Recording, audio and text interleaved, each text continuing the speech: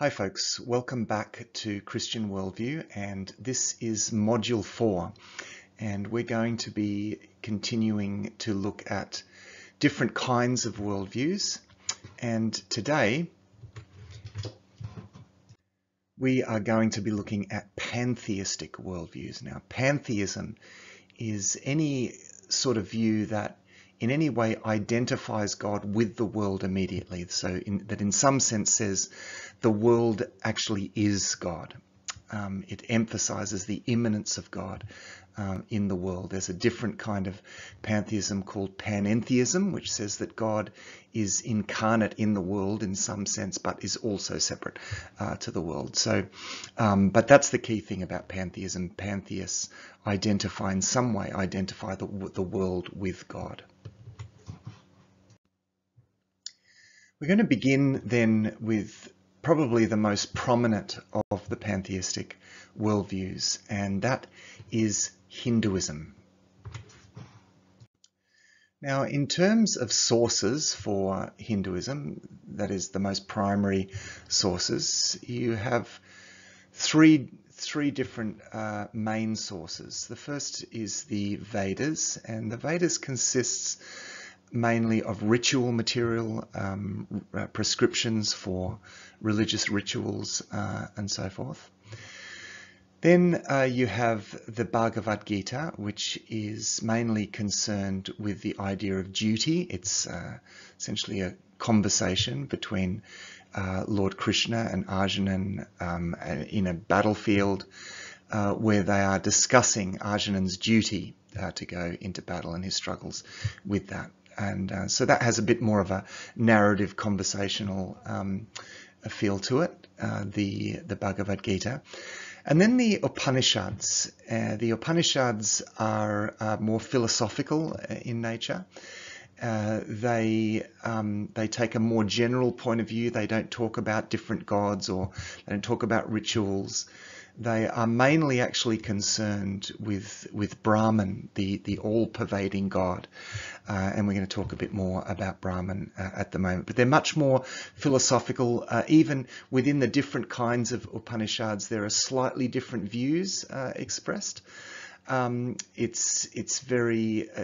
Upanishads it's quite poetic, and it seems quite intuitive as well. As you read the Upanishads, you get a sense that through meditation and reflection, tapping into that innate sense of God, and certainly with our innate ability to recognize the divine element in creation, this is sort of bottom-up reasoning in one sense, but coming from a very reflective, contemplative sort of space. That's the sense that you get from the Upanishads.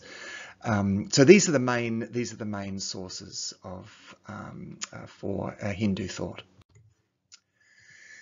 Now, Hindu thought has never recognized or accepted any boundaries, actually, with regards to ultimate values or beliefs as such in one sense. I mean, whether these values are geographical, racial, or otherwise.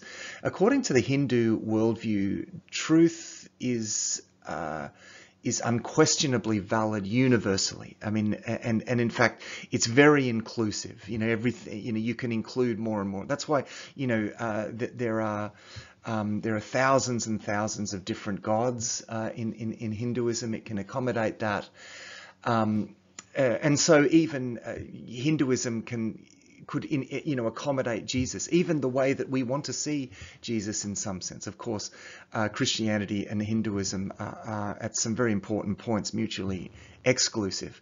So this becomes difficult when you push Christian belief. But at a general level, Hindus can say, yes, well, we'll include Jesus as well. So it's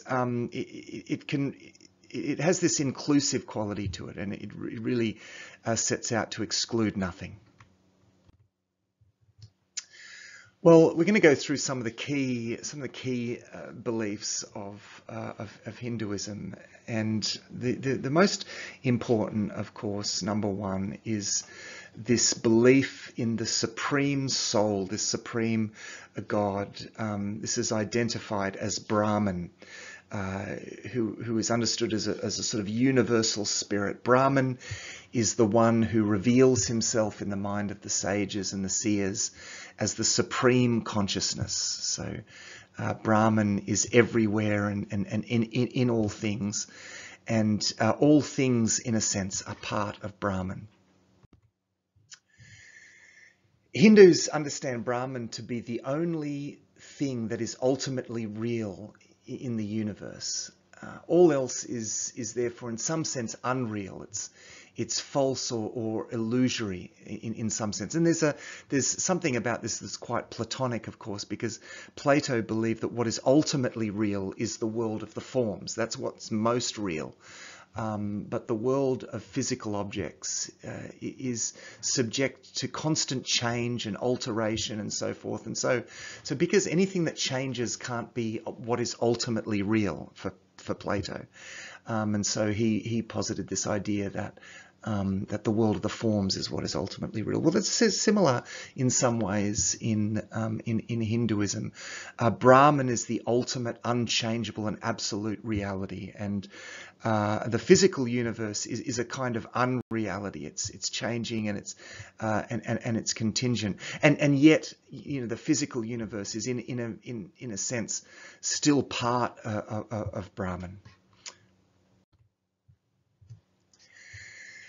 Secondly, part of Hindu belief, of course, and Hinduism is known for its belief in thousands upon thousands of different gods.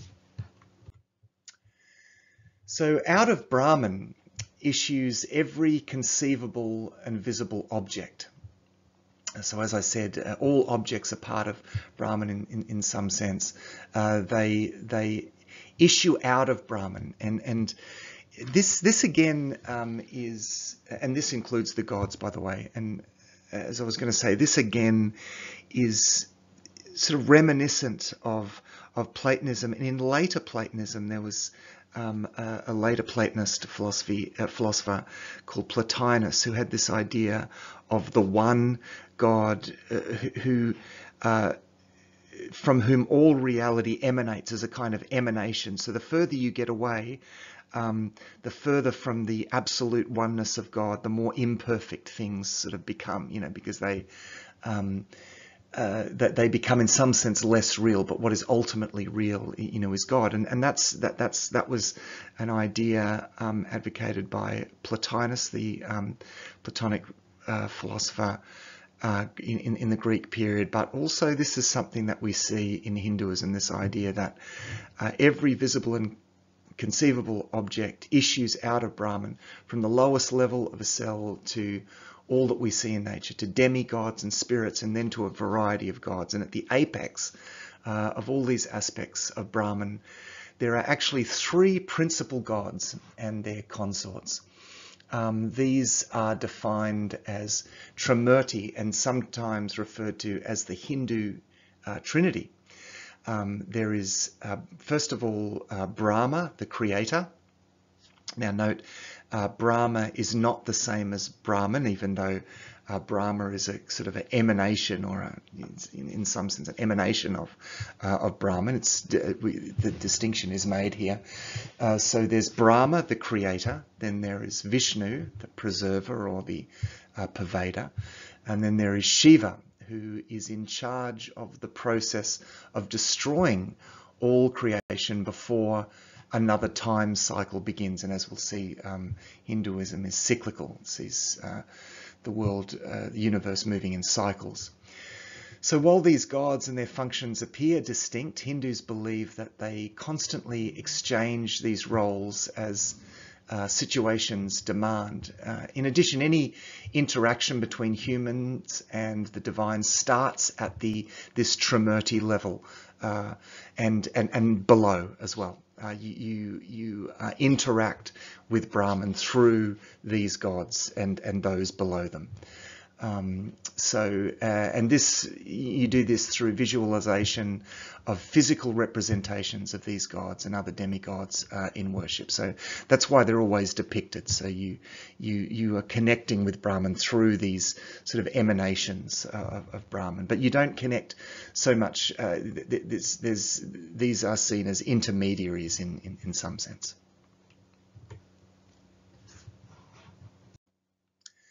Now, Brahma, Vishnu and Shiva also have consorts or goddesses, and there is the goddess of learning, the goddess of wealth and well-being, the goddess of creative power. Now, below these primary gods and their consorts are a variety of forms of gods, including the avatars of Vishnu that we're going to look at in a moment. Many temples exist and continue to be built for Shiva, his sons, and the previous, the goddesses there as well, and the various forms of Vishnu. The concept and presence of Brahma is enshrined in the heart of every sanctified Hindu temple in some sense. So these are the primary ones, and we'll move on to have a look at some of the other various gods. As I said, there are a number of avatars of Vishnu. So Vishnu appears, in other words, in the form of these. That's what's meant by an avatar. It's actually Vishnu in different forms. And there are 10 different avatars of Vishnu. And they are depicted here, depicted as a kind of fish god, a tortoise god, a god that appears as a boar, god that appears as a lion, Vanama as a dwarf, Parashurama. There is Rama. There is Krishna, is the god Krishna, who is in the Bhagavad Gita, is the main character in the Bhagavad Gita, is one of the 10 avatars of Vishnu. He's famously depicted with a flute, often standing there on one leg in that characteristic stance. There is then also, we could add to that, Gautama Buddha is seen as one of the 10 avatars of Vishnu, so that incorporates that Buddhist perspective, and then Kalki. So these are the 10 avatars of Vishnu. Now, thirdly, truth. Truth is the goal of life for Hindus. The goal of life is to reach back into Brahman, the one reality, by realizing our true nature. And that goal is defined or referred to sometimes as moksha. It's liberation from repeated cycles of births and death. The goal is to realize unity or oneness with Brahman. And for that reason, the Hindu prays, lead me from the unreal to the real. And so there is this movement upward, and this is through meditation and contemplation, this process of enlightenment where we become more at one, and we have this ability to recognize and intuit what is ultimately real. And of course, what is ultimately real is Brahman. Effectively, each person, in some sense, every individual person is God. Atman is the soul of any person, the essence of a person, is actually Brahman, the essence of the soul of the whole cosmos, because of course we're part of Brahman. The soul of the individual person is part of Brahman. So each person is God, but God is defined in pantheistic terms here in Hinduism. God is one infinite, impersonal, ultimate reality. That is, in a sense, God is the cosmos. God is all that exists, all that ultimately exists. Nothing exists that is not God. If anything that is not God appears to exist, it is Maya, illusion. It doesn't truly exist. It is not our separateness that gives us reality. It's actually our oneness. The fact that we are Brahman and that Brahman is the one. And so the ultimate goal, as I said, is to recognize this and to become one with Brahman. So ultimate reality then is beyond description, essentially. It just is. In fact, we cannot express in language the nature of this oneness. We can only realize it by becoming one with it. Now, since Atman is Brahman and Brahman is impersonal, then human beings in their essence are impersonal. And to realize one's oneness with the cosmos is actually to pass beyond personality. We must seek a unity that transcends all distinctions. Now, the West isn't used to this, as the laws of Western thought tend to demand distinction. To know reality is to distinguish one thing from another, to label it, to catalogue it, to recognize its subtle relation to other objects in the cosmos. But Hinduism is quite different to this. It goes the other way. To know reality is to go beyond all distinctions, to recognize something beyond all of those distinctions, and that, of course, is Brahman. As I said, in the East, to know reality is to pass beyond in any kind of distinction, to realize the oneness of all by being one with it. And the example that is used here is particularly of Atman, when our Atman, our soul, becomes one with Brahman. It's like when a drop of water, we're like a drop of water, and when a drop of water drops into the ocean, it immediately becomes one with the ocean. And so it is with Atman and Brahman. So in Hinduism, because ideas are not really formally important, it's orientation to oneness that matters, not so much doctrine, but technique. So because this is the case, therefore many, if not all, roads lead to the one. The chief characteristic about God in Hinduism is oneness. It's a sheer, abstract, undifferentiated, non-dual unity. For any of us to realize our being is for us to abandon our complex personhood and enter into the undifferentiated one, into Brahman. Just like, as I said, just like a drop drops into the ocean, where you completely lose your sense of individuality, your sense of yourself, and you become one with the universe, one with Brahman. To realize one's oneness with the cosmos, then, is to pass also beyond good and evil. The cosmos is perfect at every moment. This brings me then to the next key notion in Hinduism, and that is this idea of moksha, of salvation. Now, for Hindus, salvation is enlightenment and liberation from repeated cycles of births and deaths. Oneness is achieved by chanting a mantra, meditation, repetition of prayers, or through acts of obeisance, of sacrifice and obedience. All of these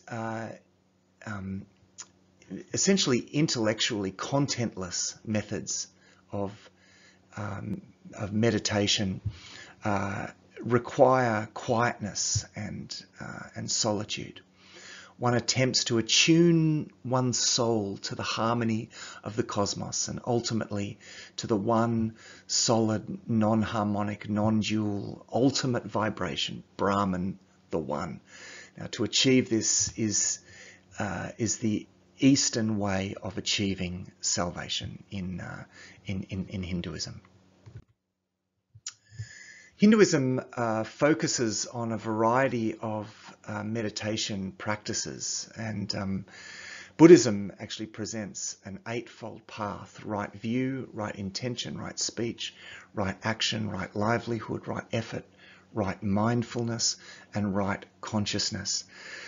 The problem with human beings, according to Hinduism, is their separateness from the really real, from the one or the void. That's the real problem, is that we're separate. We see ourselves as distinct from what is really real. Human beings, therefore, live an illusory material existence in an illusory material world, desiring illusory goals. And the result, of course, is suffering. To avoid suffering, we need to eliminate this idea and eliminate any sense of individuality and become one with Brahman. To achieve salvation, we have to eliminate desire and to realize one's union with pure consciousness, the one. Or as is sometimes also in Buddhism is referred to as the void. Because Buddhism doesn't have this theistic element as Hinduism does. And we'll get to Buddhism in a moment. Well, fifthly then, the next key idea in Hinduism is the idea of duty or dharma. And now dharma is the first of 4 personal aims to be realized or striven for during the course of one's lifetime. It's central to Hindu life, and it encompasses everyone, irrespective of age or station in life or even caste. In a nutshell, dharma insists on each person performing his or her duty. So each, no matter who you are, there is a specific duty, and it tends to be associated with your caste. So there's a particular duty, and your duty is your dharma, and that is the main point of life for you to fulfill your dharma. So this aspect is really the key component, as I said, of the Bhagavad Gita. Which is where, as I said, the Lord Krishna charges the hero Arjuna to perform his duty, where he points out that winning or losing is not the issue in this battle. It's doing one's duty. So the question arises for each of us, well, what is that duty? Well, it depends. At different stages in life, each person can have a different role, which means different duties. Your duty as a child could be very different from your duty as a young adult, which in turn is different from the duties that fall on the shoulders of a householder. Your duties continue to change until the end of your life. Well, how does a Hindu determine what his or her duties are at any given time? Well, an individual may be able to define the boundaries of dharma through interacting and talking with others, reading Hindu sacred texts, studying history and drama, and paying attention to the wide variety of stories heard throughout their childhood. These various experiences help constitute these personal measures and yardsticks that a Hindu may use in making decisions throughout his or her life. But as I said, dharma tends to also be associated with caste as well. Different castes have different duties associated with them. There are 4 different kinds of caste, and these are actually associated with very mysterious god Purusha. It's not very clear actually what Purusha is, kind of a cosmic being. But the 90th verse of the 10th chapter of the Rig Veda, dating back to at least the 2nd millennium BC, describe the origins of the universe from Purusha's sacrifice of himself on a funeral pyre. And it's said that from Purusha's mouth came the Brahmin. Brahmin, that's the Brahmins are the top, not to be confused with Brahman, the god Brahman. But the Brahmin are the highest class. They're the priests, the sages, the spiritual leaders. Also, this higher caste are also the academics, the scientists, astrologers, mathematicians. These all came. These are associated with Purusha's head. Then Purusha's arms are associated with this second class, and these are the emperors, the kings, the rulers, generals, warriors, soldiers, ministers, administrators, and so forth. Then the third caste down is associated with Purusha's thighs, and these are the merchants, the traders, shopkeepers, bankers, moneylenders, accountants, doctors, farmers, all of these sorts of things, even farmers, and so forth. And then finally, with Purusha's feet, from Purusha's feet come this bottom caste, and they are the Shudras. These are construction workers, cattle herders, milkmen, farmers, butchers, skinners, shoemakers, fishermen, boatmen, barbers, labourers, untouchables, even sweepers, hunters, all of this sort of thing. That's all. They all belong to the lowest of the castes. Well, sixth then is the Hindu belief in reincarnation. Death is the end for Hindus. Death is the end of individual personal existence, but it changes nothing essential in an individual's nature. Human death signals the end of an individual, the end of an individual embodiment of Atman.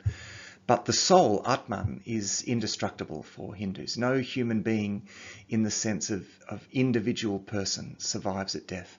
Atman survives, but Atman is impersonal. Atman is then reincarnated. It becomes another person. Eastern thought teaches the immortality of the soul, but not the personal, individual kind of immortality that you have in the biblical faith. The personal is illusory, so nothing of value perishes here, according to Hindus. Everything of value is eternal, and this explains why life probably in some sense is seen to be fairly cheap in Hindu cultures. Because it's just illusory. It comes for a bit, it perishes, and it's not what, physical life is less real, so it's not really that important, actually, even. And what is important is Atman, and actually the liberation of Atman, even. So individual embodiments of life are of little value in Hinduism. But in essence, also, they are infinite as well, and so that there is still this sense of high value, but that's associated with Atman, with the soul. And then, of course, associated with reincarnation is the idea of karma, another key concept within Hinduism. So karma is action that relates to service, specifically service to society. Hindus believe that what we are today is the result of our actions in the past. It stands to reason then that what we will be in the future depends on what we do now, this moment, and for the rest of our lives. So karma is the notion that one's present fate is the result of past action in some former life, some former existence. So this ties it to reincarnation, which follows from the general principle that nothing that is real, that is no soul, ever passes out of existence. On its way back to oneness with Brahman, on its way back to the one, however, it goes through whatever series of illusory forms its past action requires, basically. So karma is the Eastern version of reaping what you sow. But there's no God to give forgiveness, and so confession is of no avail. There's no God like in the Judeo-Christian tradition, in that sense, an actual person. There is Brahman, but Brahman is of course all things. There is this inbuilt mechanism in reality that is part of Brahman, this inbuilt justice, and it's karma. A person can choose his future acts. Thus, karma doesn't necessarily imply determinism or fatalism, but what you do now will come back at you at some point in your future. What you are now, what you do, the way that you live will determine your state of existence in a future life. Now, this suggests a moral universe in which people should do the good, and that's certainly Hindus will argue that. But the basis for doing good is not so much. It's not so much out of love. Love is not a big factor really in Hindu ethics, because it's not actually ultimately about the benefit of others. Actually, you see, karma demands that every soul suffers for its past sins. So there's actually no value in alleviating suffering. The soul, helped in this way will have to suffer later anyway. So there's no agape love, there's no giving love, nor would any love really benefit the recipient. A person does good deeds in order to attain unity with the One, and therefore doing good is first and foremost as really a self-helping way of life in this sense. And then lastly, the Hindu notion of time. To realize one's oneness with the One, with Brahman, is essentially in Hinduism to pass beyond time. Time is unreal in a sense, and history is cyclical. History doesn't really have any meaning as such. In fact, our task as people is to transcend history in a sense. Now, this helps to explain why Christians who place a lot of emphasis on history find their presentation of the historical basis of Christianity, tends to not connect in Eastern and Hindu contexts. In the East, yesterday's facts are not really meaningful in themselves. They don't bear on us today unless they have a here and now meaning. And if they have a here and now meaning, then their facticity as history is really of no concern. The Eastern scriptures are filled with parables and fables and stories and myths and songs and and so forth, but almost no history in the sense of events recorded because they took place in unrepeatable space-time context. So this is an interesting difference, and that is this sort of unreality of time in Hindu, and an important contrast to the Christian worldview. So those are the main aspects of the Hindu worldview, and that's just a bit of a snapshot. Well, we're going to turn now to Buddhism, and of course Buddhism grows out of Hinduism, so there is some continuity here, but there's also some very important differences as well. So both Hinduism and Buddhism emphasize the singularity of prime reality, but there's a key difference. Final reality in Buddhism is nothing that can be named or grasped. To say that it's nothing is not quite correct, but also to say you can't really say that it's something necessarily. That would degrade its essence by reducing it to just a thing among things. Now, the Hindu One, Brahman, is still a thing among things, though it's the chief thing among things. But this final reality, what Buddhists refer to as the void, is really it's not a thing at all. It's instead the origin of everything. So if we, again in summary to compare, in Hinduism holds that the final reality is Brahman, the One, but in Buddhism holds that the final reality is the void. Now, this leads to a different understanding of human beings as well, of course. For a Hindu, an individual person is a soul, Atman, and so it has substantial reality, not material but spiritual, because it is an emanation of Brahman reality itself. In death, an individual soul loses its bodily residence but is reincarnated in another individual, sort of transmigration of the soul. On the other hand, for a Buddhist, an individual person is really a kind of nothing, a not soul. There is no named nature at the core of each person. In fact, each person is an aggregate of previous persons. There's not so much the transmigration of the soul as the disappearance of a person at death and the reconstitution of another person from the aggregates.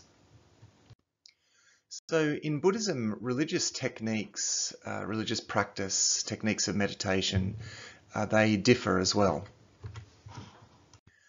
Hindus will commonly repeat a mantra like Om and thus induce a kind of trance-like state that is taken to be an ascent towards Brahman, towards Godhood. Buddhists, on the other hand, will likewise repeat a mantra, but their goal is to reach a state of realizing their root in non-being. Let's take a look at some of the key elements then of Buddhism. And again, just to continually contrast this to Hinduism, because again, this grows out of Hinduism, but as I said, there's some notable differences. Now, as in Hinduism, Buddhists believe that your present life situation is a result of actions you committed in past lives. So that means that your conduct in this life will have an influence on your future lives. Samsara is the endless cycle of frustration, dissatisfaction, and essentially outright misery. Samsara describes not reality itself, but your distorted experience of reality based on your, negative mind states. The rat race, in other words, exists in your mind.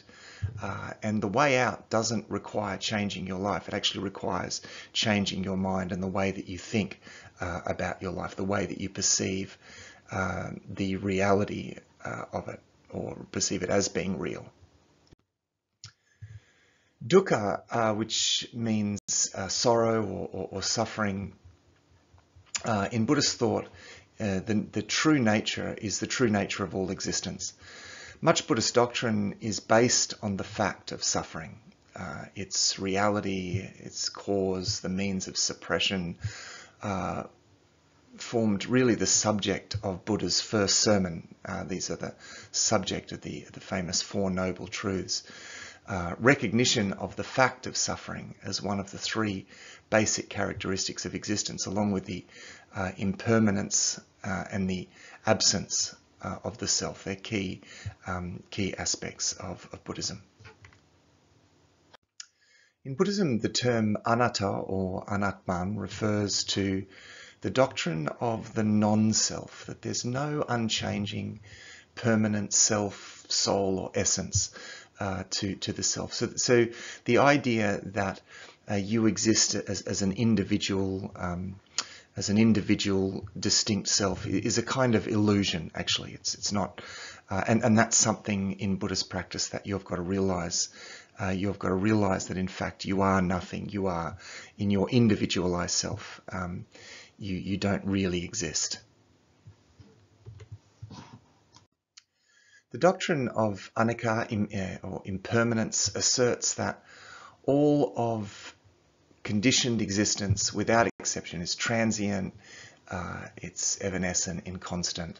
All temporal things, whether material or mental, are compounded objects in a continuous change of condition, subject to decline and destruction. So it's in that sense, so for example, with the individual self, because you're constantly in this process of change, then there isn't any really substantial reality to you. You're just this sort of flow of consciousness. and even that is largely made up of various sort of delusions, illusions and delusions. So but this is true in a sense of all physical reality. All physical and mental events are actually not metaphysically real. They are not constant or permanent. They come into being and they dissolve, and so therefore they don't have any real substantial reality. Well, in Buddhism, nirvana is what you achieve when you free yourself from the underlying causes of all suffering, from craving and ignorance and so forth. Because it's the complete opposite of cyclic existence, samsara, and essentially indescribable, Buddhists prefer to speak of nirvana generally in negative terms. Nirvana literally means blowing out or quenching, and it's the most used as well as the earliest term to describe what is for Buddhism the ultimate soteriological goal. So by soteriological goal, I mean this is essentially salvation. It's to be freed from this cycle of rebirth, from samsara. Now, in Buddhism, there are 6 different realms in the great wheel of life. This isn't nirvana, this is still in the wheel of life from which a person must escape. These 6 realms consist of the realm of the gods, the realm of the demigods, the realm of humans, of animals, beings known as hungry ghosts, and then the hell beings. So let's take a look at each of these in turn. Well, first of all, there is the realm of the gods, or the devas. And these gods, these devas, are long-lived beings who spend their lives either intoxicated by pleasure or absorbed in some form of deep concentration. Some gods mistake their realm for nirvana, because remember these 6 realms are not nirvana, but some gods mistake their realm for nirvana. But unlike true liberation, this realm is only temporary. When a god's powerful positive karma is exhausted, because karma doesn't last forever, you use it up as you experience its results. The god has no choice but to fall back to one of the lower, far less enjoyable realms. So you can't really even find security in the god realm. The asuras, or demigods, experience an existence similar to the one in the realm just above them, the god realm, but they can't fully enjoy the pleasures of their realm because their enjoyments, like their positive karma, are inferior to those of the more fortunate gods. The demigods are plagued by a tremendous jealousy, which is the preponderant delusion of this realm. And this jealousy provokes them to war against their more powerful neighbours, thereby repeatedly subjecting themselves to the agony of defeat, without the corresponding thrill of victory, no less. Well, the third realm of the 3 higher realms is the one, according to Buddhists, that we are experiencing now. As the Buddha noted at the beginning of his own spiritual journey, this realm is filled with the suffering of sickness, old age, and death, not to mention the frustration of not getting what you want and the anguish of being separated from what you like. Now, while living in this realm, you can experience something quite similar to the pleasures and pains of the other states of existence. In fact, that's why birth in this realm can be so fortunate. You can have enough suffering to be motivated to break free from cyclic existence, and enough leisure to do something about it. Then we have the realm of the animals. This realm, which is the highest of the 3 lower realms, is the one with which humans have the closest connection. Although a wide range of experiences exist within this realm, the vast majority of animals lead lives of constant struggle, searching for food while trying to avoid being eaten themselves. This is really a rough existence. It's driven by instincts that the animals can't control. And it's a reflection of the type of behavior that's largely responsible for their birth or rebirth as an animal in the first place. And then there's the realm of the pretas, or the hungry ghosts, as they're known. This realm is one of continual frustration, thwarted desire, and unsatisfied craving. The predominant suffering of these unfortunate beings, called pretas in Sanskrit, and sometimes referred to as wandering spirits or hungry ghosts.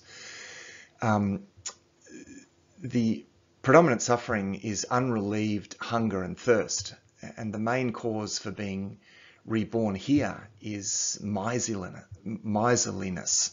It's withholding from other people and living selfishly. Often depicted as having narrow necks and cavernous stomachs, these beings, these pretas, have great difficulty finding and consuming food and drink.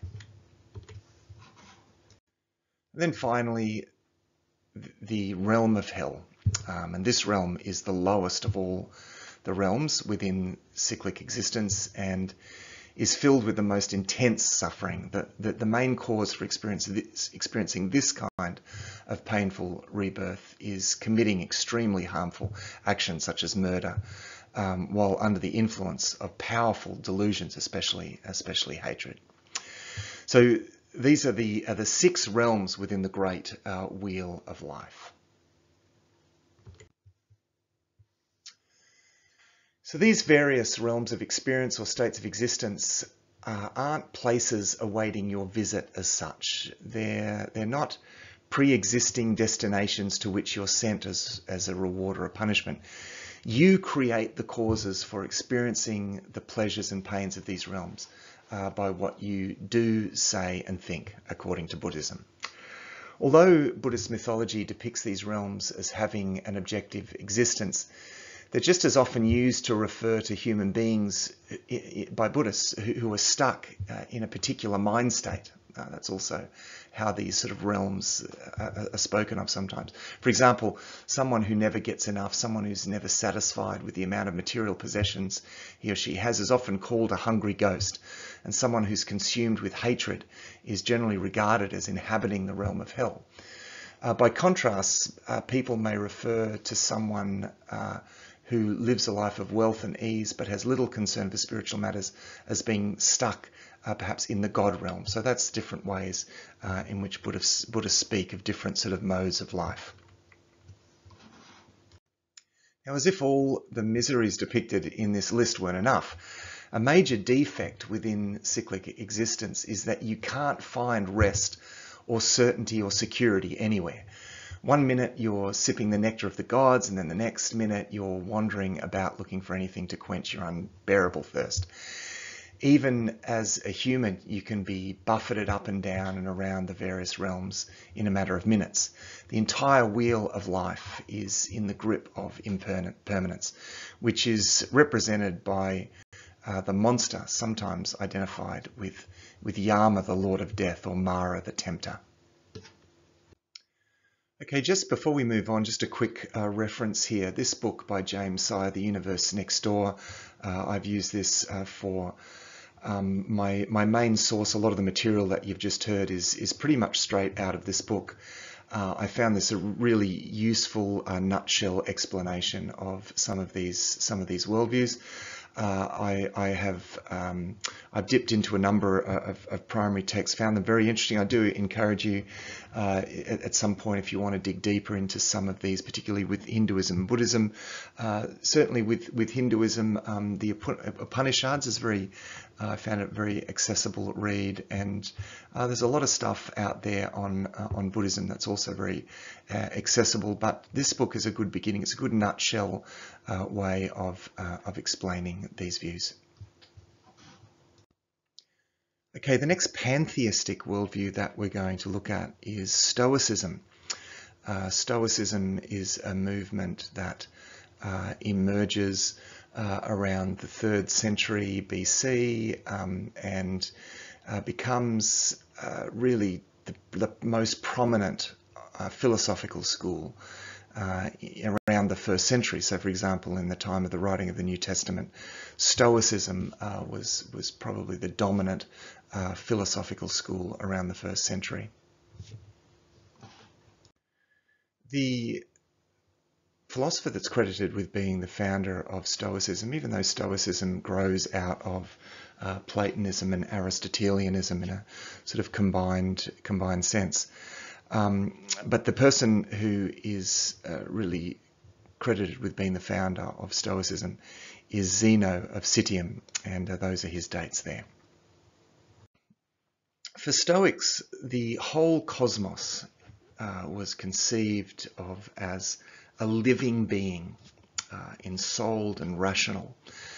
This is the Stoic God. It's a pantheistic God.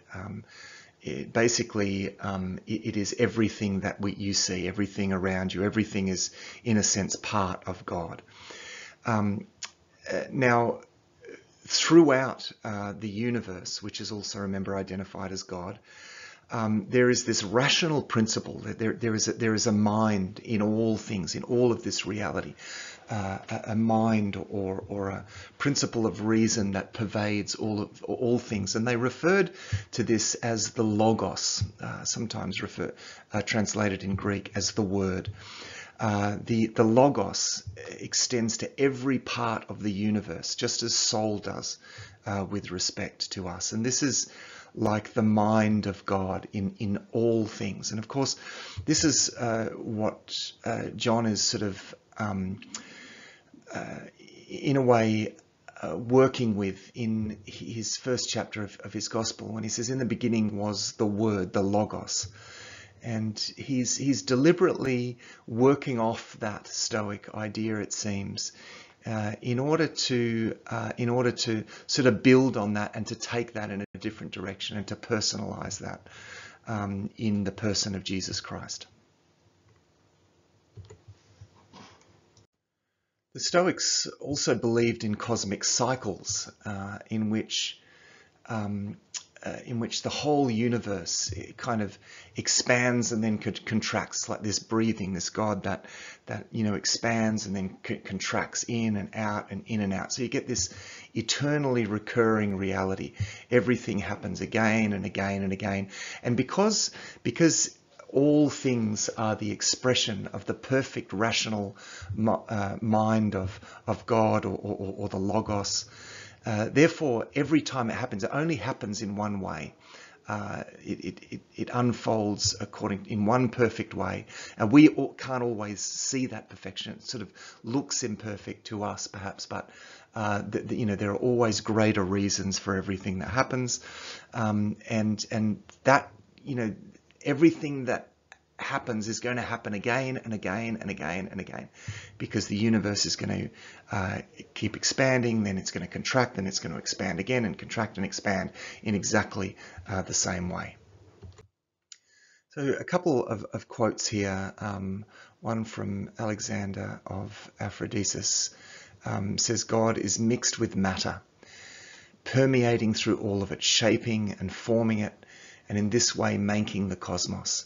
And Diogenes Laertes says, nous, or mind, that's the Greek word for mind, permeates through every part of the cosmos, just as soul does with respect to us, although more in some places and less in others. So, for example, in the human mind, it'd be so in a very concentrated form. So this God of Stoicism, it's not Aristotle's prime mover, moving everything along. But rather it's a kind of biological picture of something pervading the whole. It's not Plato's demiurge as well. It doesn't craft its world in accordance with its plan from the outside, as Plato's demiurge does. Rather, the history of the universe is determined by God's activity internal to it, shaping it with its different characteristics from the inside. The Stoic God is immanent throughout the whole of creation and directs its development down to the smallest detail. Zeno distinguished three branches of philosophy. There is logic, which included epistemology, theory of knowledge. There is physics, and then there is ethics. Now, from what I've said so far, you should get a sense of how these things relate. So everything unfolds according to a certain logic. Okay, so that's the base thing. So physics is related to logic because everything, the more you understand logic, the more you understand physics, and the more you understand physics and logic, the more you understand ethics and how you should live, because we're a part of this great organism that in fact is God. In one sense, we're a part of God. Though remember, Logos is perhaps within us, expressing itself us in the most concentrated sense. And so to know how to live, we must observe the world around us in the rational way that things happen, and we need to live in accordance with reality. Now, of course, the term being stoic is a familiar term in our culture. We talk of someone being stoic when they don't really show a lot of emotion, or when they, we also talk about being philosophical about something. If something bad happens, well, you need to be philosophical about it, and that's connected with this same idea. And all of this arises actually from Stoicism, because in Stoicism, what you need to recognize, if something bad happens, you actually need to recognize that even though you may not see the reason, that there is a reason, there is some ultimate reason for everything that happens. So what you see as bad is actually, in a more ultimate sense, is actually good, and rational as well. So that everything is very ordered. It's not like there's anything wrong with the world. Everything is ordered, and so a Stoic would encourage someone who's suffered some great mishap, or been bereaved, or is in the midst of suffering. They would encourage you to recognize, well, there must be a reason for this. There must be a reason for why this happens, and so you need to, by sort of recognizing that there's a greater reason, that allows you not to be too perturbed by it, to attain this Stoic attitude. Now, the interesting thing is, this is often confused again, this is something that you'll often hear Christians say, and it's a confusion actually, because in the Christian worldview there actually is something fundamentally wrong with the world. So the world that was initially perfectly ordered by God has been thrown into chaos after the fall. I mean, there's still a lot of the goodness of the world that we enjoy, but there's also a lot that's wrong with the world, and often what we suffer is what's wrong with the world, and so when bad things happen, it's often just really bad, and yes, God works in the midst of that badness, but it doesn't stop it from being bad. So comments like, well, there must be a reason for it, are actually more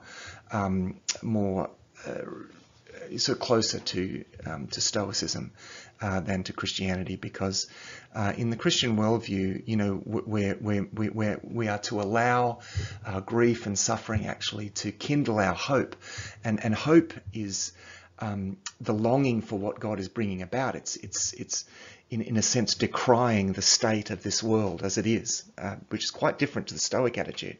Stoic attitude is about accepting the world the way that it is. But no, the Christian attitudes, and we don't accept the world the way it is.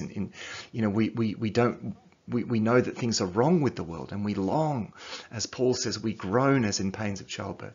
We groan inwardly, along with the Spirit of God, actually, for this all to get fixed, for the coming redemption of the world. So that's a real contrast there between the Stoic worldview and the Christian worldview. That's very important for us to recognize. Well, the next worldview that I want to look at is known as metaphysical monism. And this is another pantheistic worldview, but this one comes from philosophy, and in a way, Stoicism could be described as a form of metaphysical monism.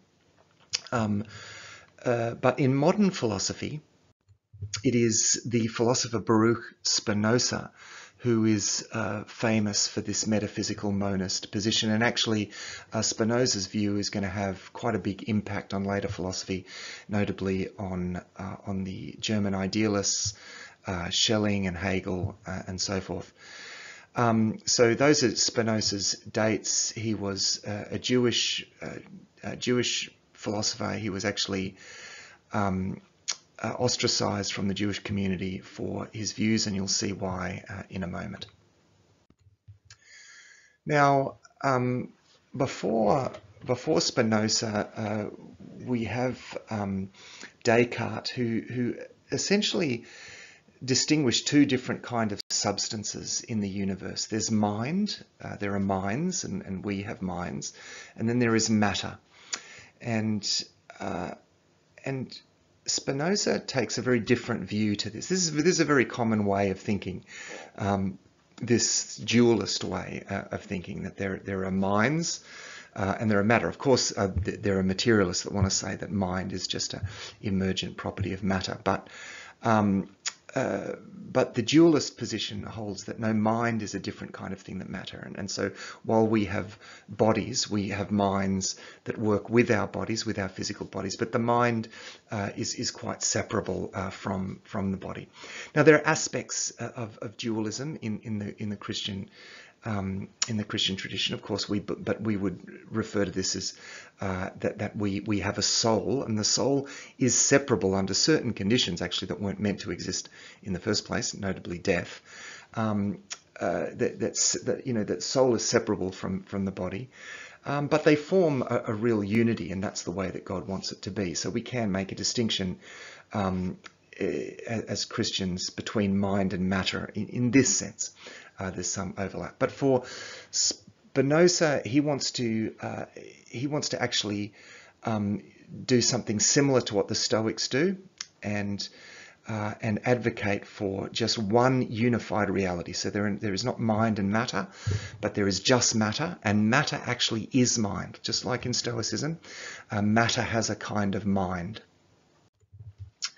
So he asserts that there are not two substances, mind and matter, but only one, and the whole universe is one ultimate substance. It's one. He identifies, this is really Spinoza's God as well. God is the universe, and the universe is God. There's nothing else apart from the universe. There's no God that stands outside the universe. The universe is actually the only God that there is, and it has, the universe in a sense has a kind of inherent mind to it, and we're going to see some of these ideas reflected when we turn to Hegel. But this is Spinoza's metaphysical monism.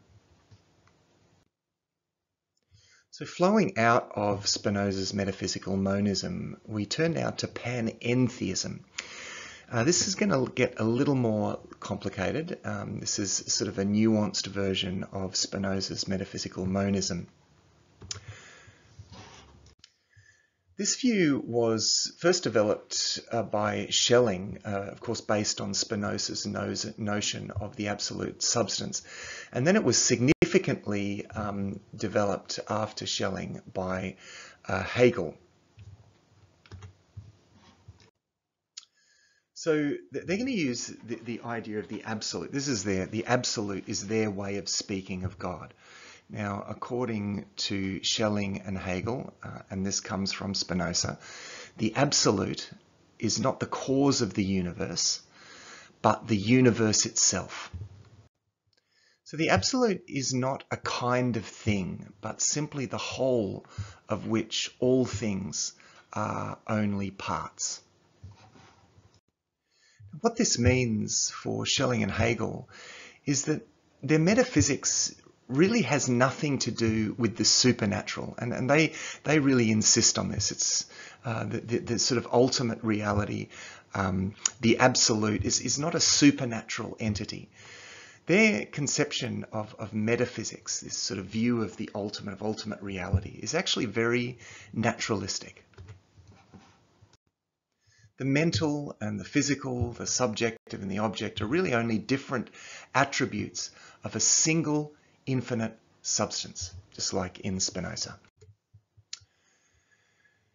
However, Schelling gave this doctrine a further meaning, really, that would have actually made Spinoza turn in his grave. Contrary to Spinoza's rigidly mechanistic concept of the universe, Schelling conceived of this single infinite substance in really organic terms, very vitalistic and even teleological terms, just like a little bit like in Aristotle. There's this sort of inner guiding force. He saw substance as living force, the force of all forces, a kind of primal force. All of nature is a hierarchic manifestation of this force, beginning with its lower degrees of organization and development in minerals and plants and animals, and ending with its highest degree of organization and development in human self-consciousness. So the absolute isn't just a machine, because in Spinoza it has more of a sort of mechanistic, it's pictured in more mechanistic terms. The absolute isn't just a machine for Schelling, but an organism, a self-generating, self-organizing whole. Now, Schelling saw his vitalism, as we could call it, as really as the solution to a problem that had haunted philosophy ever since Descartes: how to explain the interaction between mind and body. That was a big problem that Descartes never really could answer that problem. Well, if mind and body are two separate things, well, how does the mind control the body? How do the two relate? That was sort of an open question after Descartes. Well, according to Schelling, the mind and body are not distinct kinds of entity. They're not two distinct kinds of entity, but simply different degrees of organization and development of the one living force. Mind is the most organized and developed form of matter, and matter is the least organized and developed form of mind.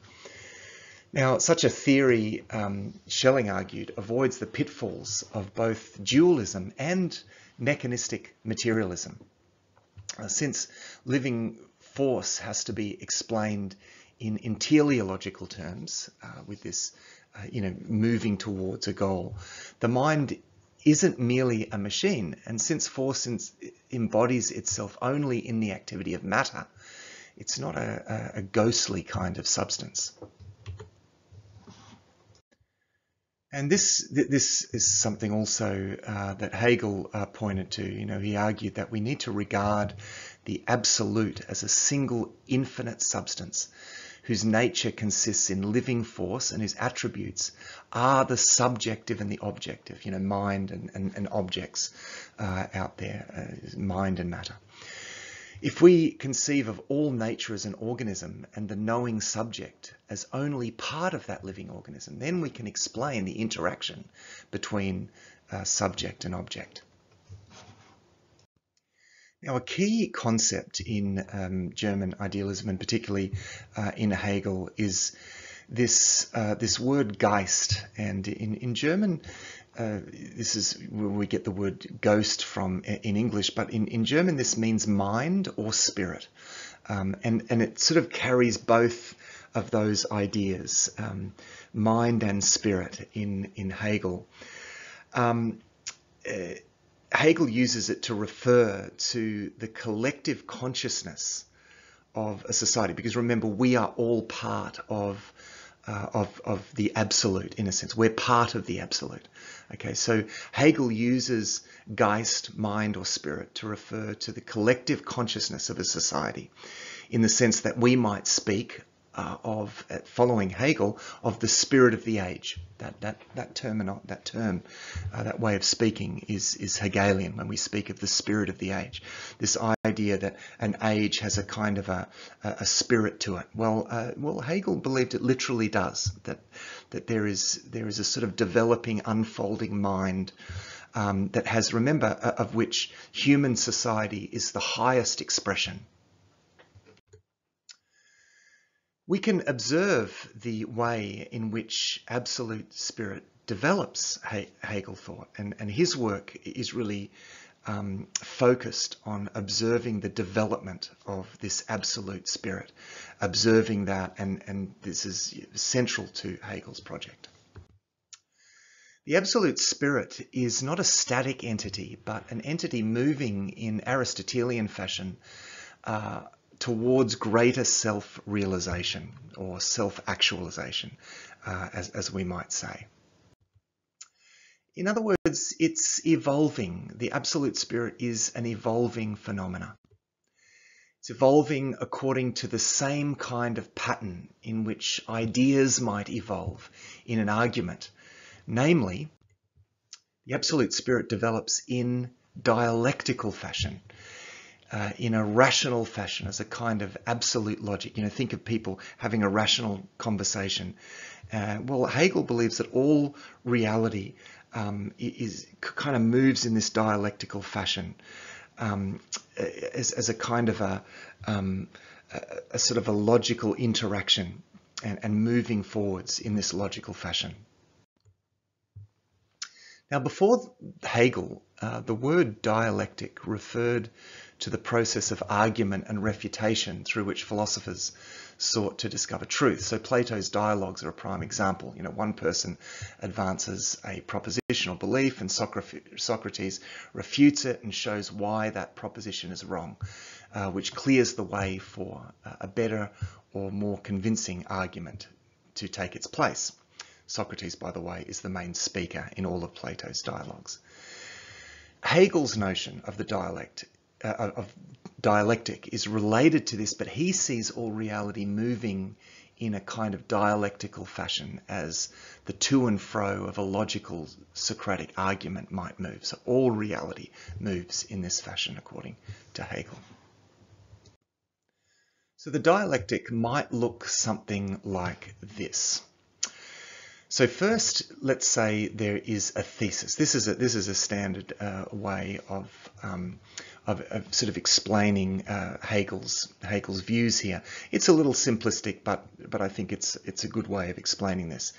So first, there is a thesis, an idea or a proposition about the world and how we relate to it.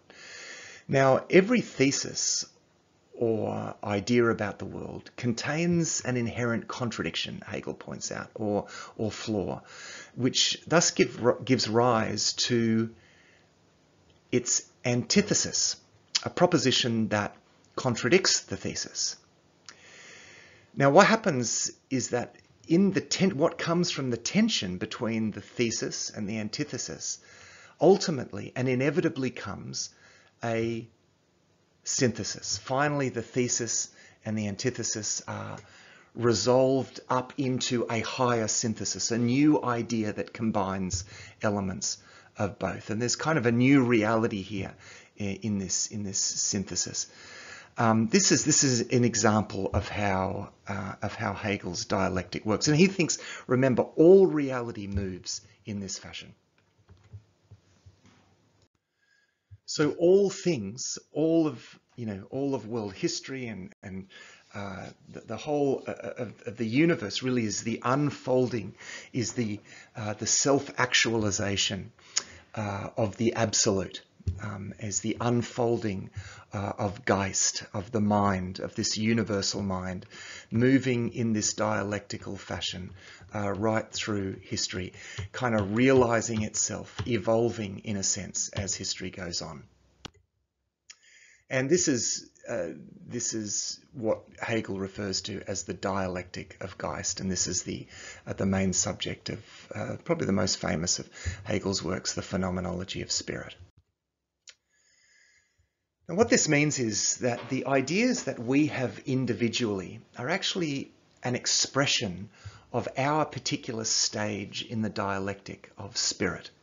Hegel believed that the ideas we have of the world are socially constructed.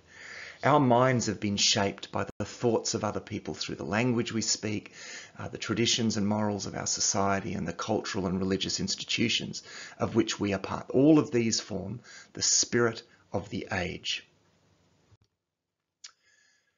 And this really is the evolving collective consciousness of society. And this is also history. History essentially is this unfolding dialectic as well. And of course, Hegel's dialectic of history becomes the foundation of Marxism, and we'll look at Karl Marx's worldview in the next module. Now, before I move away from panentheism, I want to just briefly look at a modern version of panentheism that strangely has made its way into the mainstream. And this is Richard Rohr's panentheism.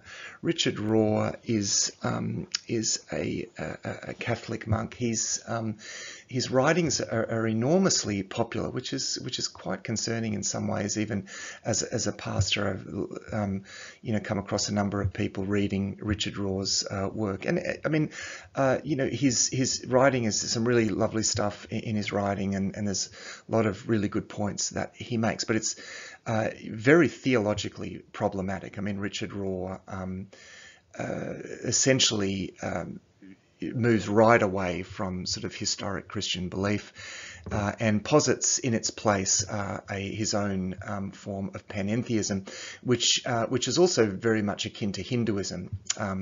He's a big advocate of non-duality, which is an aspect of Hinduism and rising up to become sort of to become one with God in a characteristically Hindu sense, and there are aspects of sort of validity to the things that he says, but as I say, it's quite problematic. Let's just have a look at some aspects of Richard Rohr's panentheism. So Richard Rohr says, and these are quotes from his book, The Universal Christ. He says, this self-disclosure of whomever you call God into physical creation was the first incarnation, long before the personal second incarnation that Christians believe happened with Jesus. So Richard Rohr sees the universe as the incarnation, the first incarnation of God. So all of the world, including us, we are actually part of God, part of the first incarnation of God. He says Christ, he takes Christ to be a word for the primordial template, the logos. So he's taking something from Stoicism here, through whom all things came into being, and not one thing had its being except through him. So he picks up on this idea in John's Gospel, but he moves with this in slightly more Stoic terms. And of course, there's a relationship between panentheism and Stoic pantheism. And as I said, Richard Rohr picks up on this. In Christianity, he says, we have made the mistake of limiting the Creator's presence to just one human manifestation, Jesus. Now, there's an aspect of validity to this, but the problem with this is that he sort of smudges the uniqueness of Christ in saying, well, it's not a surprise that Jesus could be the incarnation of God, because, hey, we all are. But we all are in an imperfect sense. Jesus is in the perfect sense. That's the distinction there. But I think from a Christian point of view, there is a much greater sense of uniqueness in Christ. And I do think this is one of the key issues here, talking about us as being, incarnations of God, I think, is problematic in one sense. Now, it's partly true in that we do participate in the divine nature, and we're created in the image of God. We are children of God. So there is an element, of truth in this, but I think he takes this in a direction, I think, that goes way beyond what I think the Bible warrants. He says through the act of creation, God manifested the eternally outflowing divine presence into the physical and material world. Ordinary matter is the hiding place for spirit, and thus the very body of God. Now, he gets this idea actually from the later Platonic philosopher, Plotinus, who had this idea of the emanation of the one, and all physical reality is the emanation of the one. Again, there is perhaps, some elements of truth in this, but he's going way beyond what the Bible teaches here, and again drawing more from Plotinus here. So he says in his book, The Universal Christ, he says, I'm really a panentheist. But then he says exactly like both Jesus and Paul, which is really not the case. He says the clear and full trajectory of the world we know is an unfolding of consciousness. So he's really drawing this from Hegel. He says then, as a result of this, because if we're all God, he said, I've never been separate from God, nor can I be except in my mind. So there is no real problem of sin as such in Richard Rohr. People aren't separated from God. There's no need for salvation in the traditional sense. We don't need to be reconciled with God. Because we're not separate from God as such, and so he doesn't really go with the traditional sort of biblical soteriology. Richard Rohr is also an advocate of a view known as non-duality. This is a view that comes out of Hinduism mainly, but it means to pass beyond all distinctions, including distinctions between good and evil. So non-dualism primarily refers to a mature state of consciousness, which is attained through meditation and contemplative practice. And of course, a lot of Richard Rohr's practical works is focused on meditation, works like Falling Upwards and so forth. So it's this mature state of consciousness attained through contemplative practice and meditation, in which any dichotomy between I and another is transcended. And this awareness is kind of centerless in a way. It's without any dichotomies. Now, again, in the way that he describes it, there are elements of truth in this, but it is, from a Christian point of view, it is really problematic and very much extra-biblical. Now, Richard Rohr believes that this was always the sort of this was always the Christian view. I think that's a very difficult argument to make.